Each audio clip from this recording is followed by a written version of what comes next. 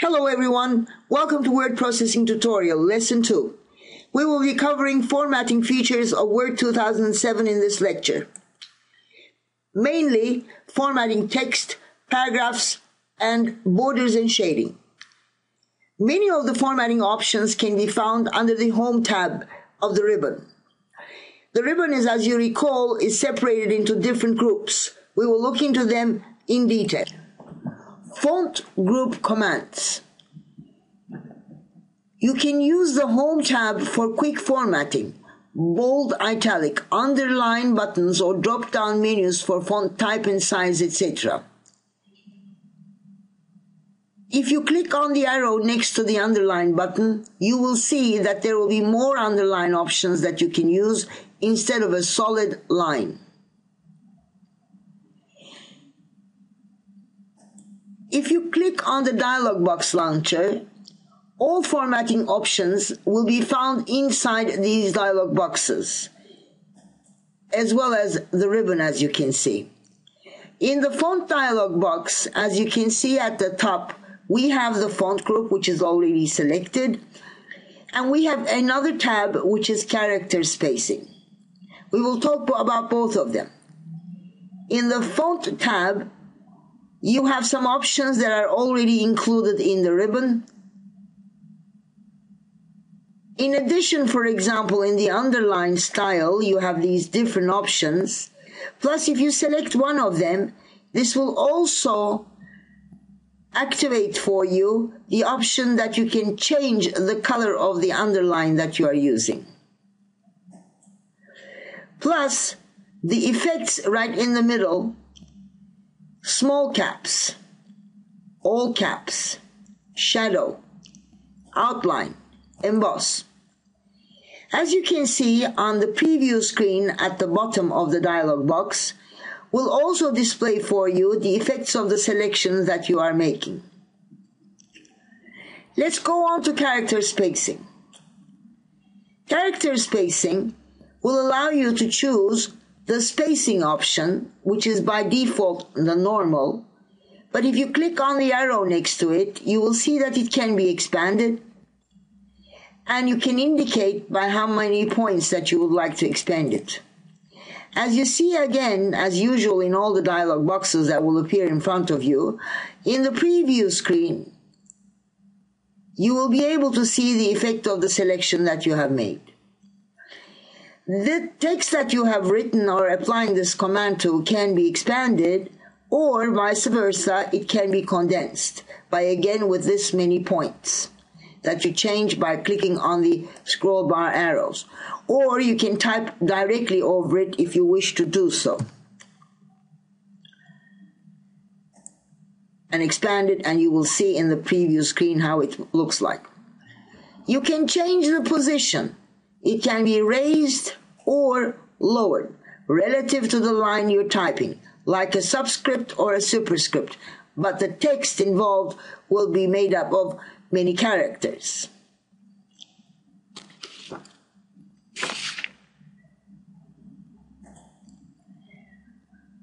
In the font group, highlighting is an option. Use highlighting sparingly. It can draw attention to important areas of your document. Let's type some text in here. I can also show you one more thing. If you write equal to, or put an equal to sign, and write rand and put parentheses and press enter, you will see that you are provided with arbitrary text. The fonts, or the way it looks, is due to the fact that we had made some changes previously on the font dialog box. But we can now select them all and make the changes that we would like to happen. Let's say we'd like to select this one and make it, instead of these different characters, let's get rid of the underline. Let's say we would like to have a straight underline, or we would like to get rid of the underline altogether. And in the dialog box, remember, in the font group, we had clicked the emboss effect and the all caps effect. Let's get rid of them. And remember, in character spacing, we had expanded it by really exaggerated by 6 points. So instead of 6 points, let's revert back to normal. Remember, we can type over it also. We'll write just 1 and press OK. You will see now it looks more like the usual typing that we normally do. In here, now we have a paragraph in front of us. Let's go see the paragraph commands. The paragraph commands are in this group right in here. You may want to have this paragraph aligned to the left, like it is already. Or you may want to have it aligned to the right. Or you may want it to be centered. Or you may want it to be justified. Justified, as you can see, spreads the text both on the left and the right so that the words are evenly distributed. This is the way we normally write in more formal documents so that the end result looks more appealing and more presentable. Let's say that you are producing this document for your communication teacher or for someone to write commands in between the lines. You can use this button in here, which is going to give you line spacing. If you click next to it, you will see that you can have normally 1 point, or you can have double spacing, or you can even increase it more. Let's revert back to a single spacing again. I would also like to mention for you that we can have displayed what we call the show and hide button, which is going to display for us the formatting marks or the non-printable characters. As you know, when we are typing in Word, let's zoom a bit so you can see it better.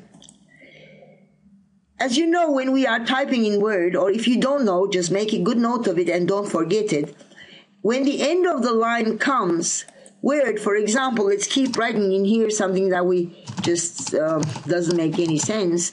As you can see, Word continues to the beginning of the next line without me having to press the Enter key to jump to the beginning of the next line. This is done automatically for you. Don't ever, when you come to the end of a line, press the Enter key so that you start typing in the next line. Unless, of course, like this line in here, which shows the end of the paragraph, you would like to finish the line before the allowed space or the allowed characters is exhausted, then you click the Enter key so that the paragraph ends and what you write will start to be typed from the beginning of the next line.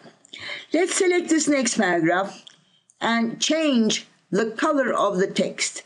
Let's make it red so it's easier to read.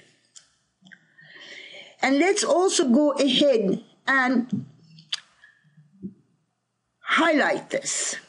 Or let's select a couple of words, easily change. Let's say we would like to emphasize this, and let's highlight these. These are some of the colors that are available for us to highlight the text that we are typing.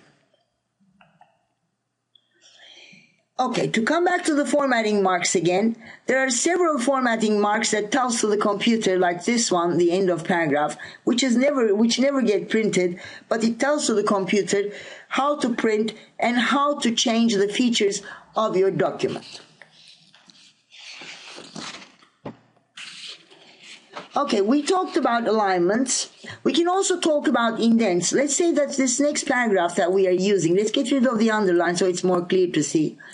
Okay, let's click on the underline. As you know, these buttons are toggle buttons. You click them once and you get rid of them again. And then in here, this is also expanded, but you would like to assume that you would like to draw some attention to these sentences. So you can have an indent for it. Indent means these are the margins on the right-hand side and on the left-hand side. Let's zoom out again so that you see the whole document. And as you can see, we have margins at the top on the right and the left. But let's say that you would like to emphasize this paragraph more and you would like to give some indent to it. So if you click on this, you will see that you will be able to create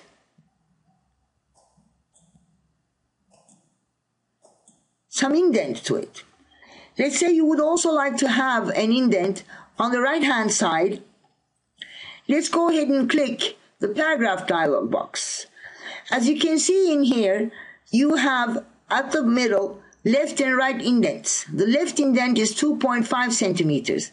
If you want to change the right indent also, similar to that, let's make it 1.5 centimeters. Then say OK.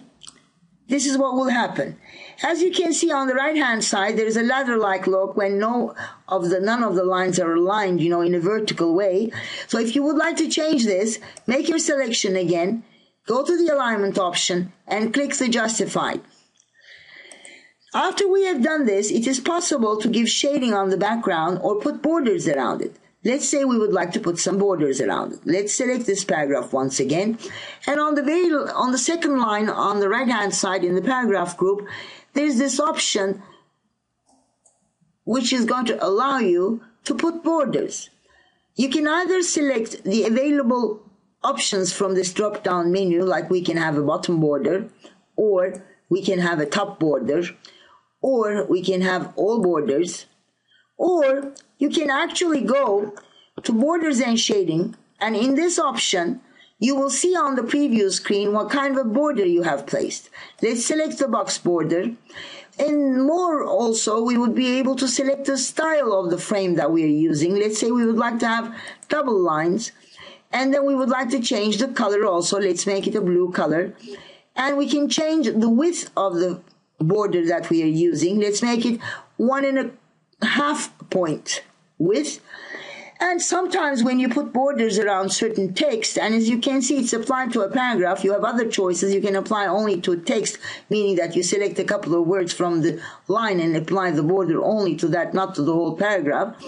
But then with options, sometimes when you write the text and put borders around it, it looks as if the borders that you have drawn around the text are going to suffocate the text inside it. It means that you need more space between the text and the border you have placed. So click on the options and go in here in the dialog box that opens for you. From text, you would say on the top, you would like to have increase the width, increase the size of blank space, and make it 4 points. From the bottom, you'd like to have 4 points. From the left, 4 points. From the right, 4 points. You can preview it in the screen again, and when you say OK, you will be able to see the end result. If you click outside, now this is how it's going to look like. Furthermore, we can put some shading on it. Instead of highlighting like this, we can also put some shading on it. So let's go to this icon, this button again, and click on the arrow next to it and select the option on the drop-down menu which says Borders and Shading. In Borders and Shading, the last option is shading itself. There when you come and you can click on this arrow again. By this time you're aware that whenever there's an arrow, if you click on the arrow, it's going to provide for you more options that you can make selection from. So if you click in here, and you will see different colors applied, different colors available. When you hover over these color palette, you will see that when I come with my mouse pointer over each and every one of them, there's a label associated with it. This one, it says red, accent 2, lighter 60%. And in the next one, red, accent 2, lighter 40%. The other one is darker 25%. So this is the way the colors are labeled in Word 2007. And the ones at the bottom are standard colors. So let's choose a standard color, which is going to be, let's choose a pale color. Let's choose one of these red accent 2 lighters 60%. So this is what we have applied to the paragraph. Again, you are seeing the end result in the preview screen. Continue to the next tutorial to learn about this new concept called style. This concludes Word Processing Tutorial Lesson 2 Formatting Part 1. I hope this tutorial was helpful, and it's now time for you to practice what you have learned throughout the lecture. See you in the next lecture soon.